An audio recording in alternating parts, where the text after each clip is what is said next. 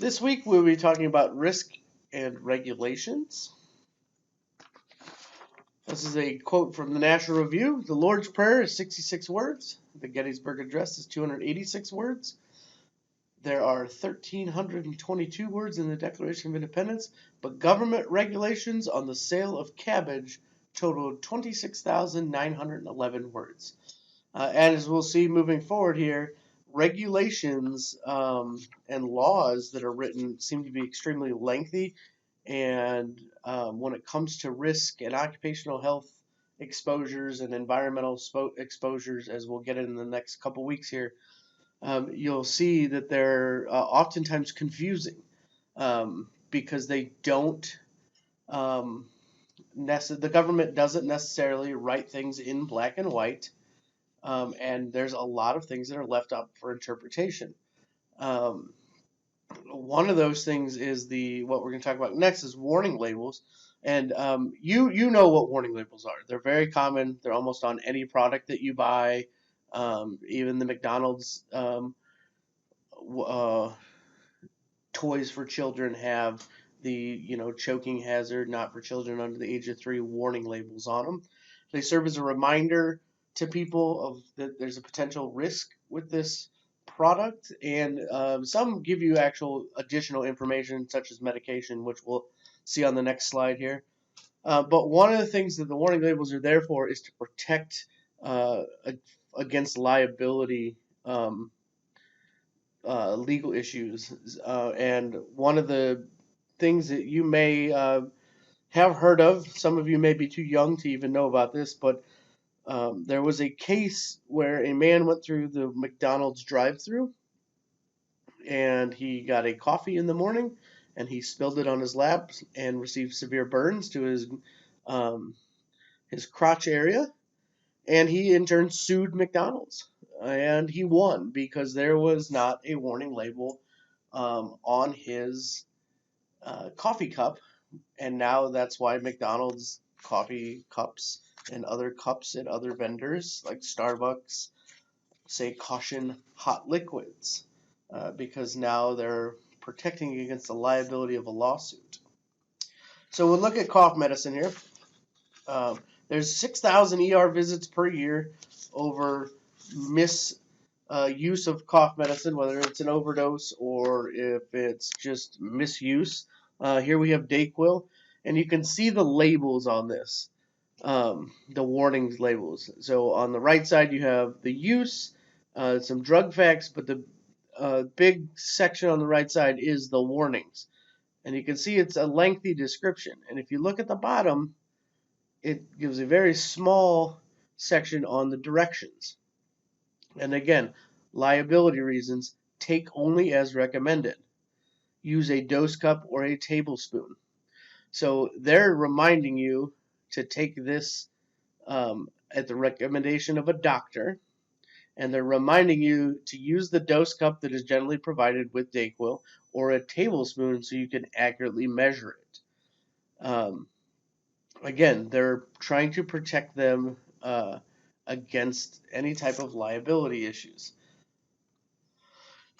You can look here. So this is the label on Tylenol 8-hour. And there's a definite overdose risk with Tylenol. But look at all the different types of warnings. And again, liver warning. So at some point in the company's history, they have linked Tylenol or the ingredients within Tylenol to some type of liver cancer or liver damage or disease. So now they put a warning on it. They have a do not use section. Do not use this if you're doing X, Y, and Z. Again, liability issues. Under that, ask a doctor before you use if you have liver disease. Again, the liver warning says it has the potential to damage your liver, or there's a risk of further damage. Now it's saying if you have liver disease, you need to ask your doctor. That puts the liability onto the doctor. Again, all the way at the bottom, if you're pregnant or breastfeeding, ask a health professional, putting the decision on the health professional. And so these are what labels are for nowadays. Before there was any type of real regulations with the Food and Drug Administration and the placarding of labels, you would see people put anything they want into a bottle and call it a tonic, and they could advertise that it cured everything from male pattern baldness to gout, and they would sell it, and you never knew what was in it. So part of um, the history of regulations is that we came together, the Food and Drug Administration um, came and said, hey, you need to advertise what's in it. It needs to be safe, and that's what it's matured to today. Uh, but one of the big things is cigarettes and alcohol that are still they're regulated. Some of you may use both, some of you may use neither. But if you look at this, cigarettes cost on average about 200 billion in healthcare. Um, so they're exempt from health and safety laws. They was a legal issue, as you can see that it's been delayed in court battles, but there was an issue in 2001 that they passed that effective in 2012 we would put graphics as the warning labels on it, and we'll see what the next slide is what other countries do. But in America they delayed it, and it's still in court, and we have, from a legal standpoint, we don't know what's going to happen with putting these graphic labels and warnings onto cigarettes.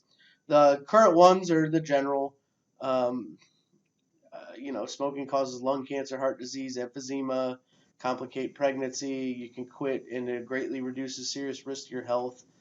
Um, all that are on those now, and those are required to be there now. But what's the risk perception of cigarettes? Well, if we go back to last week, it's a voluntary acceptance of the risk by smokers. They're going out, they purchase it, they feel they want to do it, or they need to do it. Therefore, the risk is voluntary. Um, and there's also the idea of a delayed mortality. Smoking a cigarette today isn't going to kill me, but the compounded health effects over the years will. And so smokers think, well, it's not going to happen to me, or if it is going to happen to me, it'd be later in life, and it won't be that big of a deal. So these are some of the types of labels that were proposed in the U.S., but they're held up in that legal battle. But I have been to several of the countries that do put pictures on their cigarettes, and I can tell you that it shocks Americans, but it doesn't necessarily prevent the sale of cigarettes. Alcohol is another one. Um, there's over 100,000 alcohol-related deaths per year, and this is the label that goes on to it. Recently, you've seen some of the Bud Light commercials if you watch TV. They have gone to putting the ingredients of what's in their alcohol on to the cans of Bud Light. You can think of it as one or two ways. As America and as the world moves to a healthier living style, they're putting that label on maybe as a marketing tool to show you that these are the few ingredients that we put into it. It's not filled with any filler ingredients or anything like that. But it is not a requirement for alcoholic beverages to have it on there.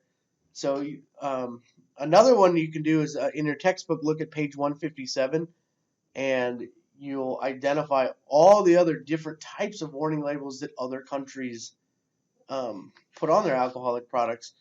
And so it's one of the things I want you to think about is, as far as advanced as America is as a country, are we underrepresenting risks to the general public, or do you feel that because these are choices, again, it's a voluntary risk for you to drink and consume alcohol.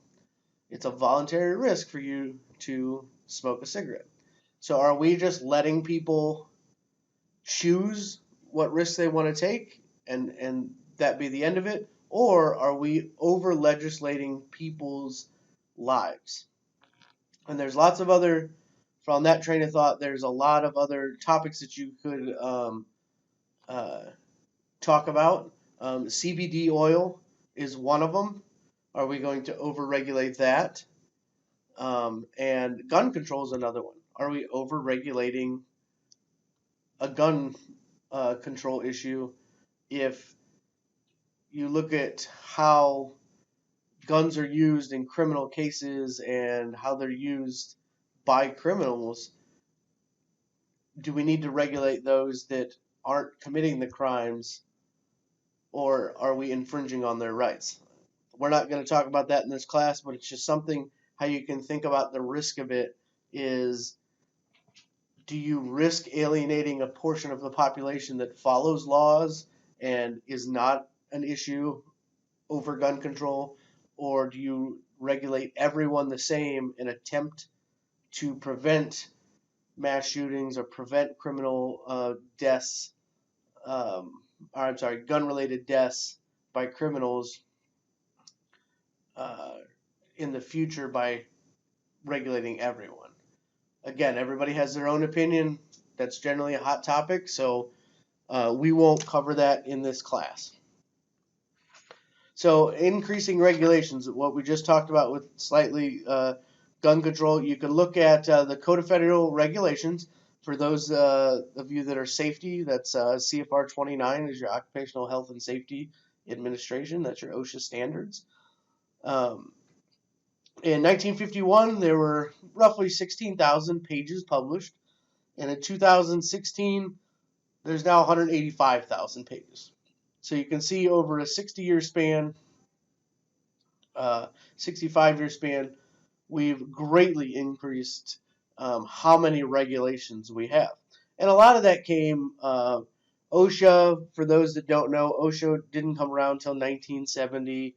Some of the Clean Air Act, the Water Act were 70s and 80s. So a lot of the regulations came out of the creation of the EPA, the OSHA, and the FDA, and also the Transportation Administration. So in the 70s and 80s, when we created these administrations, you can see that we went from, in 1971 here, we went from 56,000, 57,000 approximately pages published to 102,000. So we pretty much doubled in a 9-year span.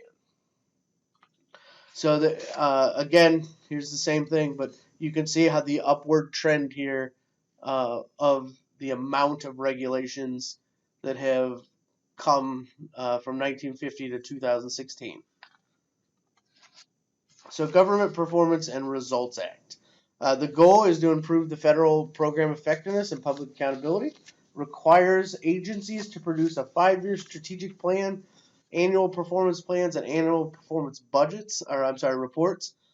And it's put on the Office of Management and Budget, the OMB, develops annual agency performance reports. So the act tells each administration or each agency, so this includes FBI, the FDA, OSHA, EPA, TSA, the Nuclear Regulatory Committee. All of these have to report every 5 years on their strategic short and long-term plans, and they give annual reviews of their plans and their reports. A lot of this deals with money and how much money will be allocated by the government to each industry, each agency. So the Office of Management and Budget, the OMB, it acts as the government's independent accountant.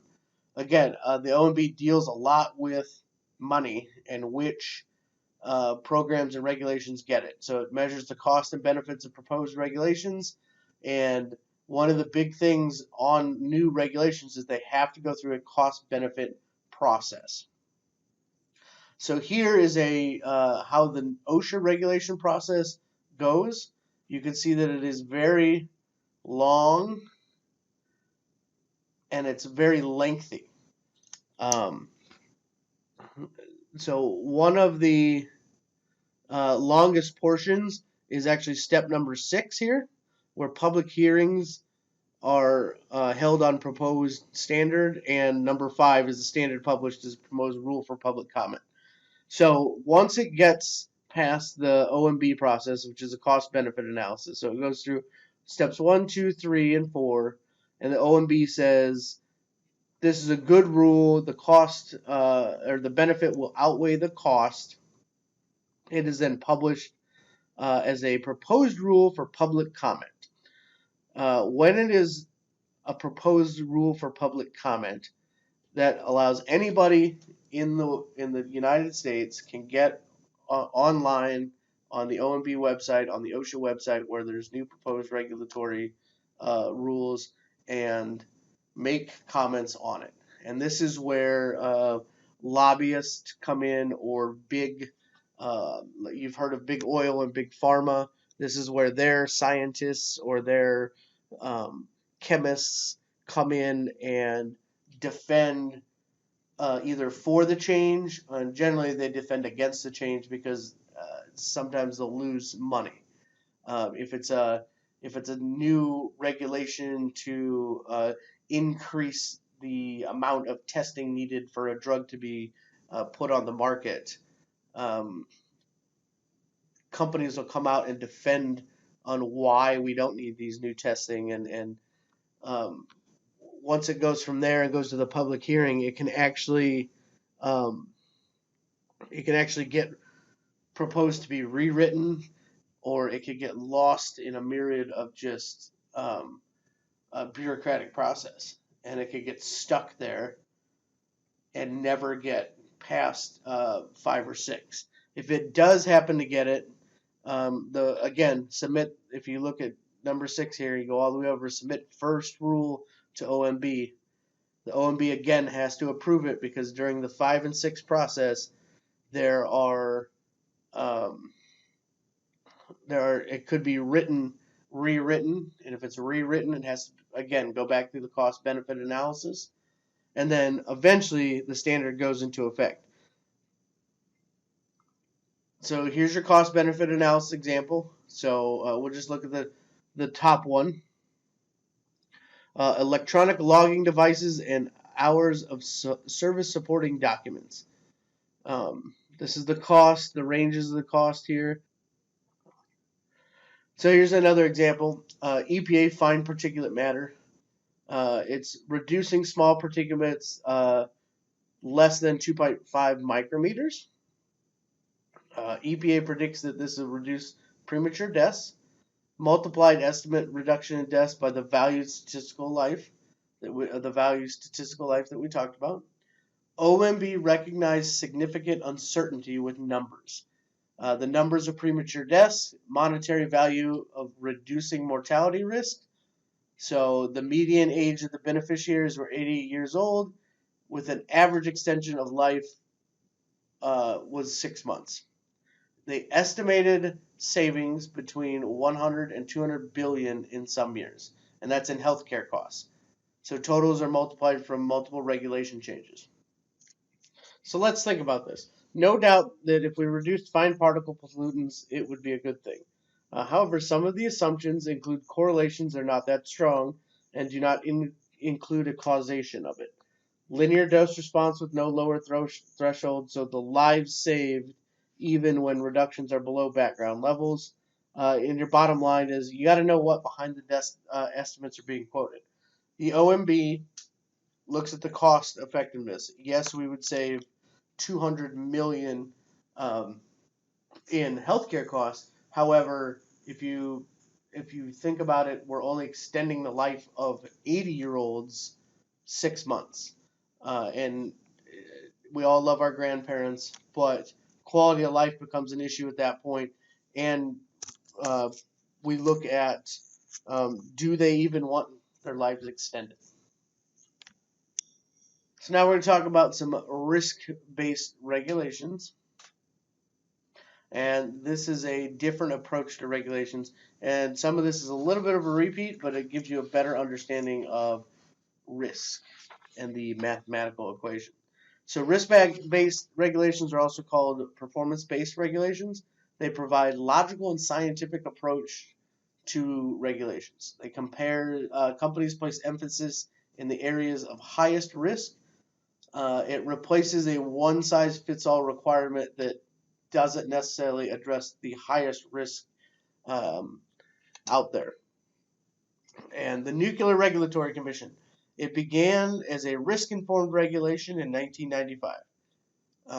Prior to that, all the nuclear power plants had to do the same preventative actions, even if it didn't make sense for their plant. So think of a large nuclear reactor and a small nuclear reactor. They were conducting the same preventative actions, even where the large reactor would potentially have different equipment that was on their preventative actions, and the small one was doing things that they may or may not even had on the property.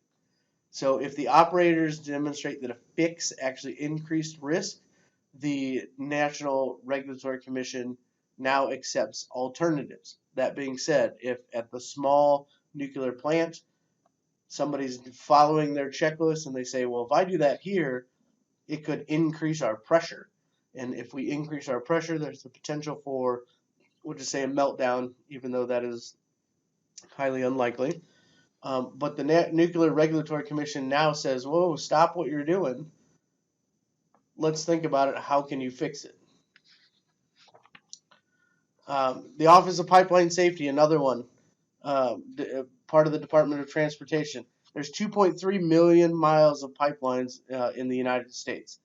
So instead of being able, which they say here it's impossible to inspect all miles of the pipeline, they inspect the highest risk areas more frequently. Other areas are less frequent or not at all. So you can think of that on your own. Where do you think would be the less frequent areas? I would say that those areas would be throughout the Midwest, where the weather is fairly tame. We do have some cold winters sometimes and some hot summers, but there's no earthquakes generally around here. There are some tornadoes throughout the Midwest, but it's generally a less risky area. Vice, say somewhere down towards the Gulf Coast, where you have pipelines and you have the threat of hurricanes.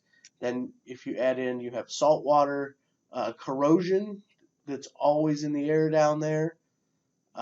So those are type of areas that the Gulf Coast may be inspected at a higher frequency than the flat plains of Kansas.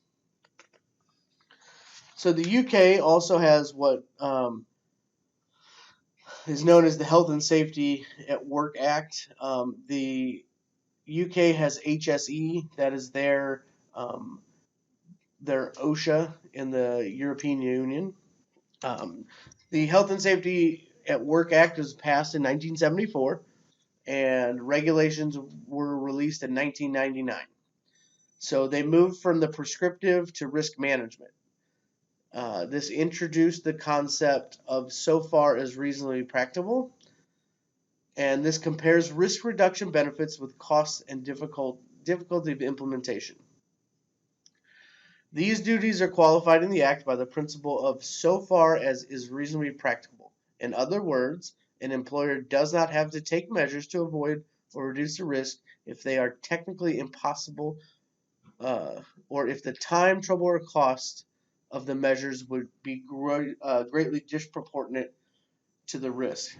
And what we're going to do is watch a little video that helps explain this concept a little bit better. As you can see here, 1981, you had these are fatalities per 100,000. That's how the United States also measures work fatalities. So as you can see, 1981, you have a long-term downward trend, and it's flattened out. The United States has a downward trend, and you can see this is only from 2006, but there's a downward trend, and now we've flattened out. The reason being is that you can implement safety and you can implement risk management anywhere you want.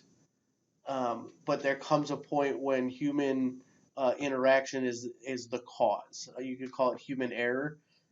We do work. The OSHA and safety professionals do work towards a zero injury rate, um, but it's very, very hard to get down to that zero injury rate. So here's this video. It is the downside to litigation. Um, as you'll see in the video, and you'll understand what's reasonably practicable. The phrase of reasonably practicable helps out on the employer side, because if they're logically and legitimately able to prove that putting risk management reduction techniques in place will cost more, or it doesn't outweigh the risk itself, they can legally get around paying for injuries or fines against safety reasons.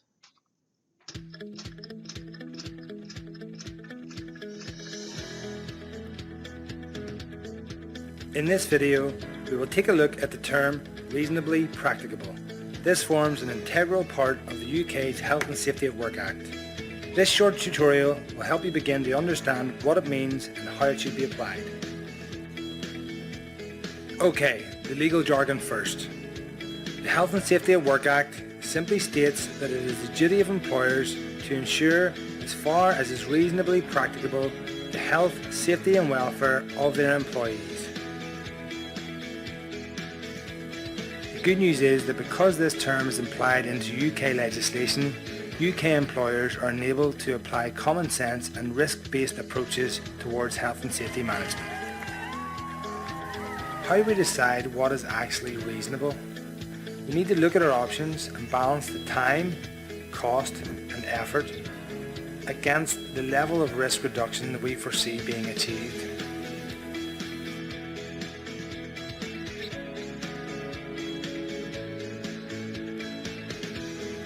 If we can strike the right balance, we can truly add value for both the employees and for the business. If we have a low risk, low frequency task, it wouldn't be reasonable to think about spending lots of money on plant and equipment to reduce what is already a low risk. If on the other hand we have a high frequency task that presents a significant risk to our employee, it starts to make sense to consider putting resources towards reducing that risk.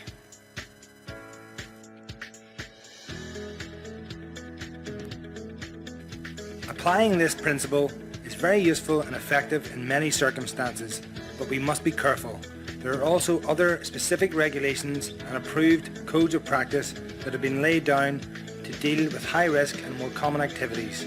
It's important to know what these are and how they apply to your workplace.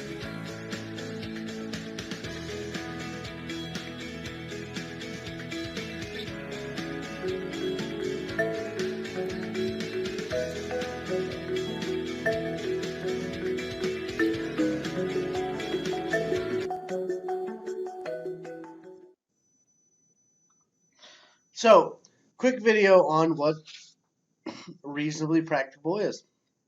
A couple things in that video that should help you explain it. You saw that in the first low risk, low frequency idea, it was a single box, and he bought a forklift to pick up that one box. They're reasonably practicable would say he doesn't need to do that. The employer does not need to do that.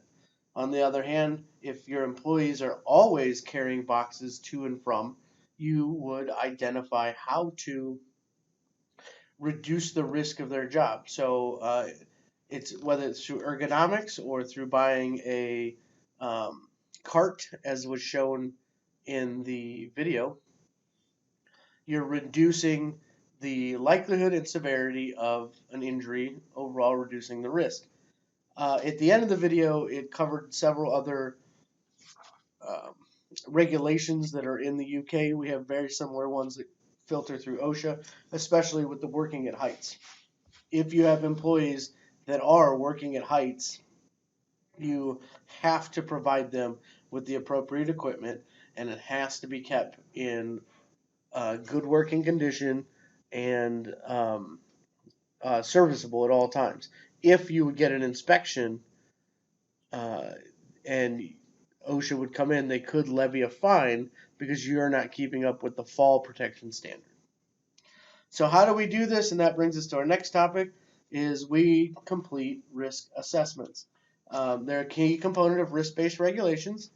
You have the probabilistic risk assessment, and it computes the likelihood and severity. So probability and likelihood are interchangeable, as you'll see going through here. So this is an example of what a risk assessment looks like. I've filled many of these out in the military. Before we would do any type of operation, we would fill out a risk assessment. And we filled out one very, very similar to what this is. This is just an example. If you work for a company, they're going to have generally they're going to have their own type of risk assessment, and you have to learn how to do it and how they want you to figure it out. But most risk assessments always start with what are the hazards. And so once you identify the hazard, who's going to be harmed and how? So what is the exposure? So you start with what the hazard is. You identify where the exposure is going to happen, and then what is in place already. So what type of safety do you have in place? Is it PPE? Is it engineering? Is it interlock guards on a robot cage so you can't walk in and be hit by a robot? What is already in place? Next, you assess the hazard, the exposure, what you have already in place, and identify if you need to do anything else. If you do need to do anything else, who's going to take the action? When is the action going to be completed? And then this has a done column. So you can actually identify when the object is complete. Many companies do this, and they will then take all the risk assessments that they've done, and then they'll rank them and give them a score. And then based on that score is they will attack the riskiest first and work themselves to the bottom. So the military has the MIL standard 88-2 Echo, and inside there you're going to find the severity categories. Most companies, unless they've written their own severity categories, kind of go off what this says. So you have a catastrophic severity. It's one or more of the following: death, permanent total disability, irreversible significant environmental impact, or monetary loss equal to or exceeding 10 billion. So remember, the military wrote this. So if you're going to take an action or an operation, the military looks at death, disability, an environmental impact, or loss over 10 million as being catastrophic. Now, for those that you don't know much about the military, a tank, the loss of one tank is considered catastrophic. The loss of one aircraft is catastrophic. Most of them cost millions of millions to build. I believe the new F-35 fighter jet is, I believe, right around the $50 million per aircraft when all is said and done. I do know that the helmets that the pilots wear they cost $1 million themselves. They have apparently 360-degree screen inside of it that reacts with the cockpit glass, and they're able to basically look through their aircraft. So if you think about that, a helmet is worth $1 million. And we'll go down to critical, where monetary loss or equal exceeding 1 million but less than 10 million. So just the loss of a helmet in those aircraft could be considered critical. As you move down to marginal and negligible, the values get less. Um, but for those that understand um, how expensive things can be, if you look down at the negligible, it's monetary loss less than 100K, so 100,000. So of those of you um, that understand the cost of some of these things, think about how little $100,000 is. Um, in today's world, that's a car wreck with two really nice sports cars, and you're already over $100,000 worth of damage. The likelihood or probability. This one has 6 different levels. Some people only go down to F or go to E. I'm sorry, to the improbable level, because if you've eliminated a risk, you don't actually need to assess it. But so as we look at the likelihood or the probability, your top level is frequent, probable, goes down to occasional, remote, and improbable. So if you think about, we talked about the asteroid earlier in the class. The severity would be a catastrophic. It would destroy anything and everybody around it. So it would be a category 1. But as you get to the probabilities, it would be a level E, or improbable, because it's unlikely to occur, but it is technically possible. When you put the severity and probability or likelihood levels together, what you get is a risk determination matrix. Now, again, depending on where you work or what company the company policy is, there are many different types of this matrix out here, but they all simply do the same thing. So to work this out, we'll use our example of the meteor. We said that if it did strike, the severity would be catastrophic. But the probability was improbable. But we still come up with a risk assessment of it's a medium risks. So again, depending on what your company policy is, generally the line where you separate what needs to be done immediately to what can be done later is right along the yellow medium. And what we want to do is we apply efforts and resources to those risks that do fall out in this top corner here, the serious all the way to the high. Obviously, if we do a risk assessment and we find out that one of the tasks our workers is doing has a catastrophic outcome, and he frequently does that, we need to identify some risk management ideas to help protect him as a worker. So in summary, we covered that the number of regulations continually to increase. Financial calculations that justify regulations have many assumptions that affect accuracy of estimates, and that talks about the OMB. An increase in regulations, it does not mean that there's a lower risk out there. It just means there's more words written about something. And risk-based regulations are much more flexible than prescriptive regulations, and they can actually help reduce the risk.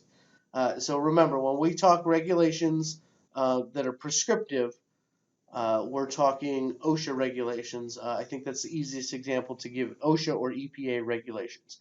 It's written down. It's a law that you have to follow. Your flexible regulations are when you get into the workforce and you do a risk assessment and you look at something and you can make the common sense decision whether or not somebody really needs to be protected against it, or if it's the risk isn't worth the time, money, and effort.